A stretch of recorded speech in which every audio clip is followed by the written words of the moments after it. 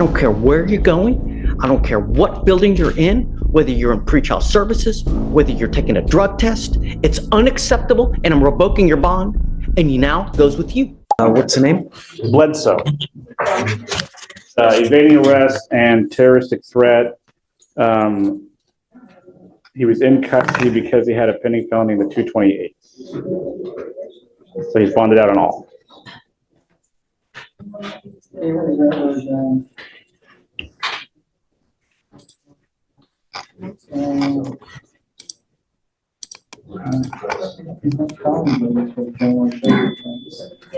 The evading, I think, is 12 yards per the officer.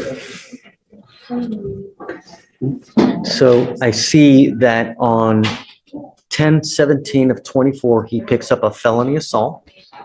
And 3 days later, he picks up a terroristic threat, and then he picks up an evading arrest. And they give him PR bonds on these cases? Is that what happened? And He bonded out since his last setting. I didn't check to see if they were PRs or not, Judge. I know that he had to pay money in felony court. yeah, it's just, I'm not down with PR bonds on this. I mean, he picks up 2 new cases if it's the same. Well, hold on a second. Let's not get ahead of ourselves. You've now picked up 2 new cases. You picked up a terroristic threat. You picked up an evading arrest.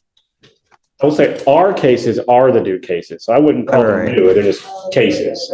Well, he picked up the felony, and then afterwards he picked up these 2 misdemeanors. I don't understand why he's coming here in December when he got a bond in October. How on earth is it? He was in custody, I think, on the felony. Oh, I see. Okay, and then he bonded out of the, right, okay. Yeah. Got it. All right. We're going to do probable cause. You have the right to remain silent. Anything you say can or will be used against you. Please, what happened? On October 19, 2024, officers were dispatched to a minor crash at a residential home in Harris County, Texas.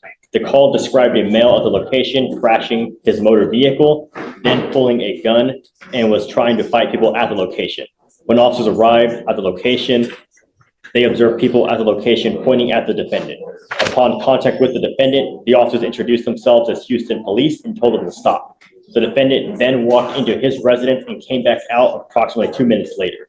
The officers instructed the defendant to come towards them, but the defendant began to evade on foot from the officer the second time. The defendant ran approximately 12 yards from the officer before placing him in handcuffs.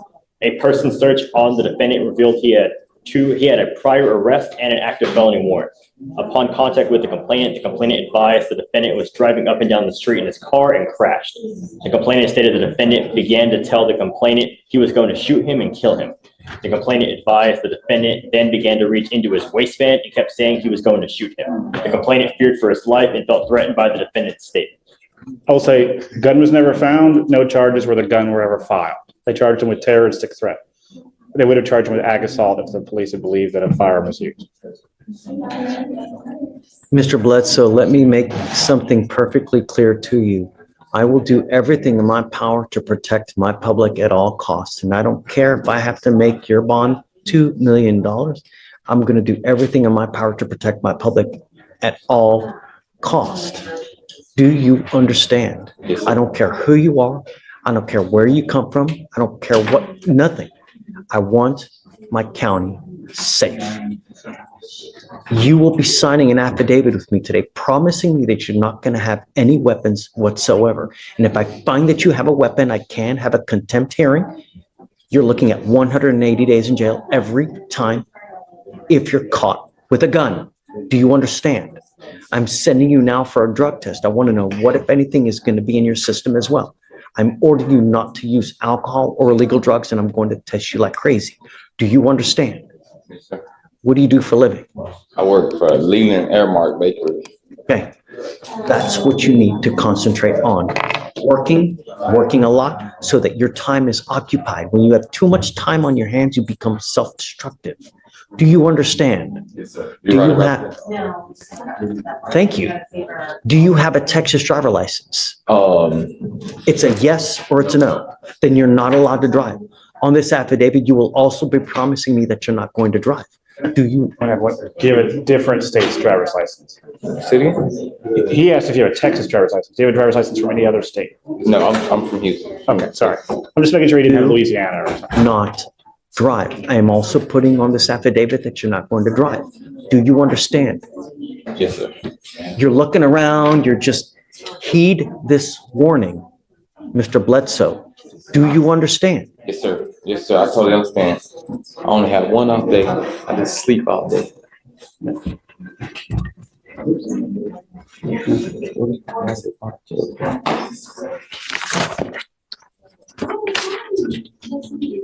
Did I hear him say that he had an objection?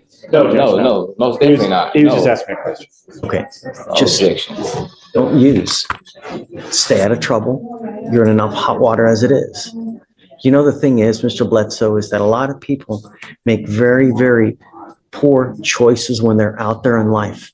And sometimes that choice makes it to where you will live the next 40 years in a 6x9 box. And I'm going to tell you now, I've read have you been to prison before?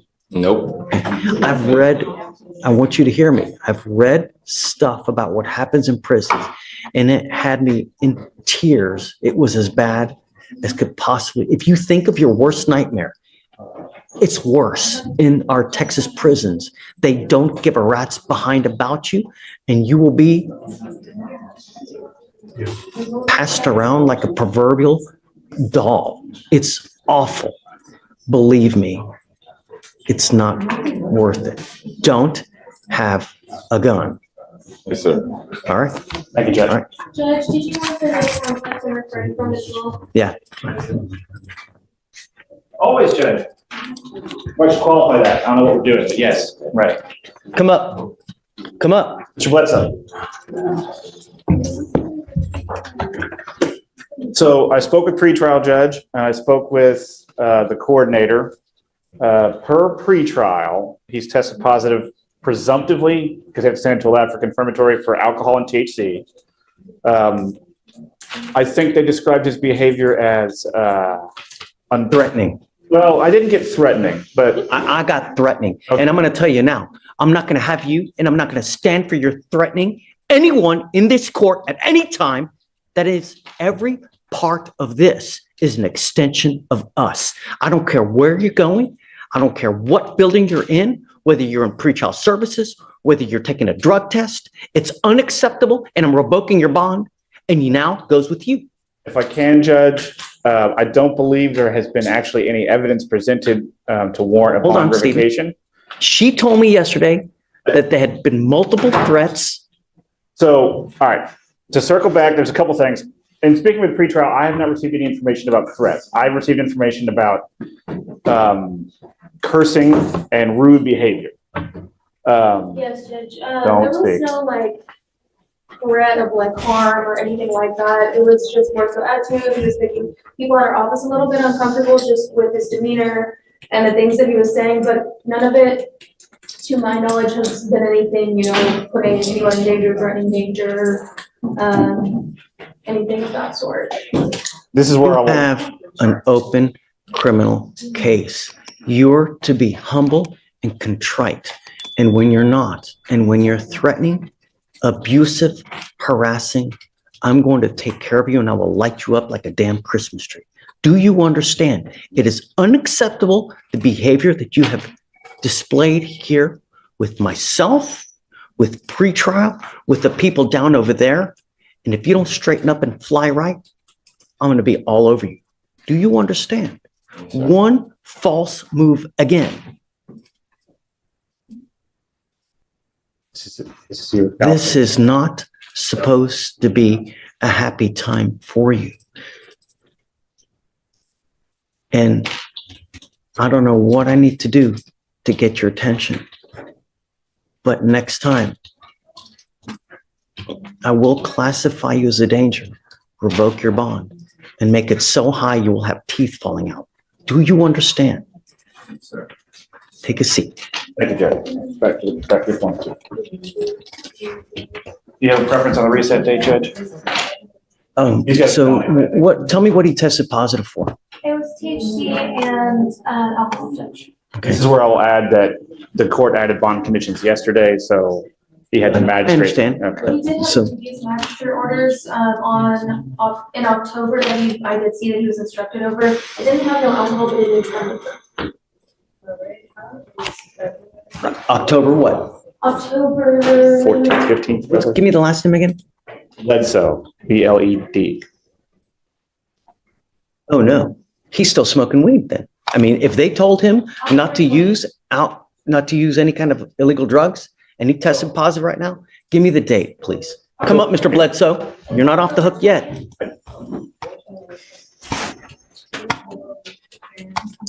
This is where I will repeat my assertion that since he's out on bond, he's entitled to a hearing where the rules of evidence would apply. What we're doing right now. Well, then I'm going to object to hearsay to anything and everything being heard by the court. What day was the magistrate condition for no using, please? October 20th.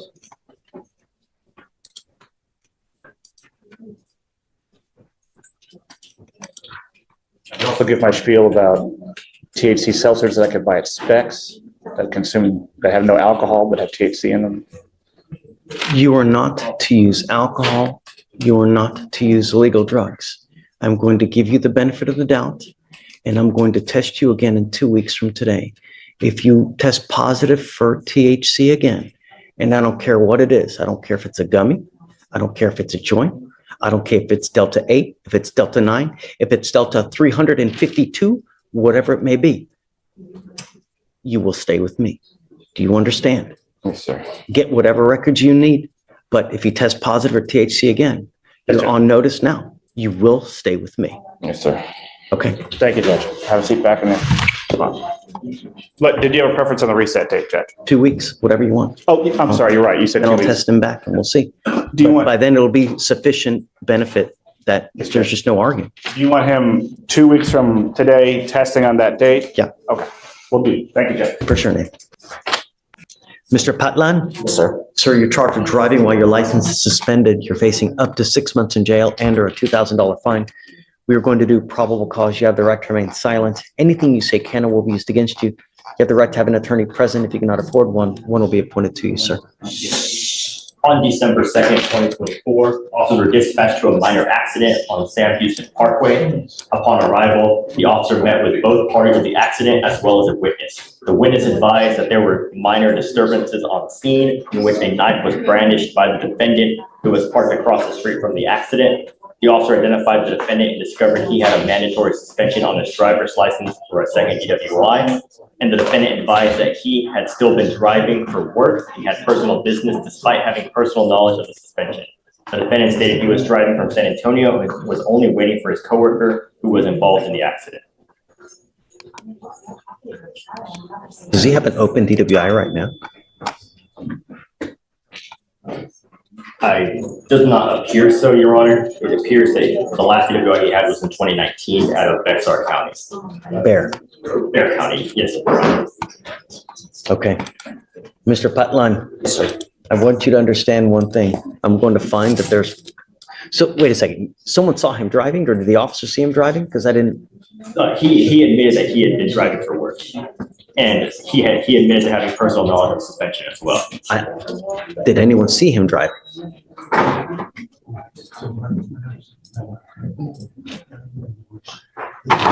No, Your Honor, there's only the Do we statement. know even when he was driving?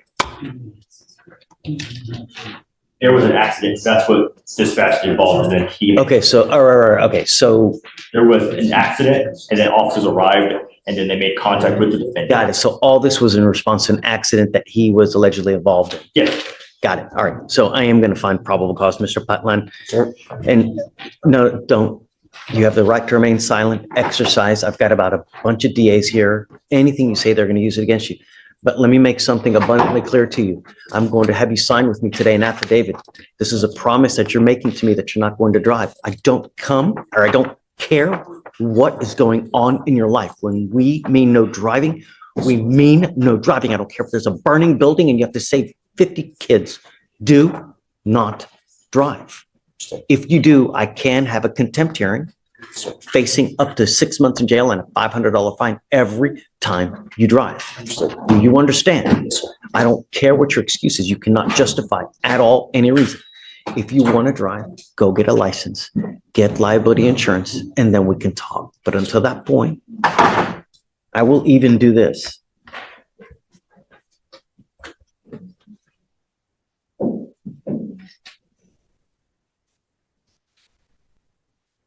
This is the number to the DPS Driver's License Division. If you call them, they can tell you exactly what you need to do to get your license back. Classes now, sir. There may be, an SR 22, you may have to do all these other things. What you need to do is call them and they can advise you, but don't drive. Do you understand?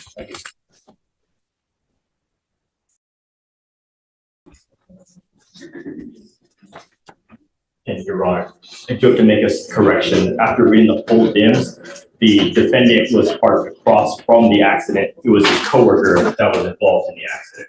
He was parked across, Your Honor. And I do apologize. After reading the complete DIMS, the officer wrote that the defendant was parked across the street from the accident, and he made a statement that he was waiting on his coworker who was in the accident. No one sees him driving. He was just parked across the street. No, no, what? Really? He made the statement that I get it. he was in the vehicle and he made the statement. I took a shower today. No, I mean, you just make a statement. I mean, no, there's no proof. To having knowledge of the suspension, and he was in the vehicle parked across the street. But no one sees him driving?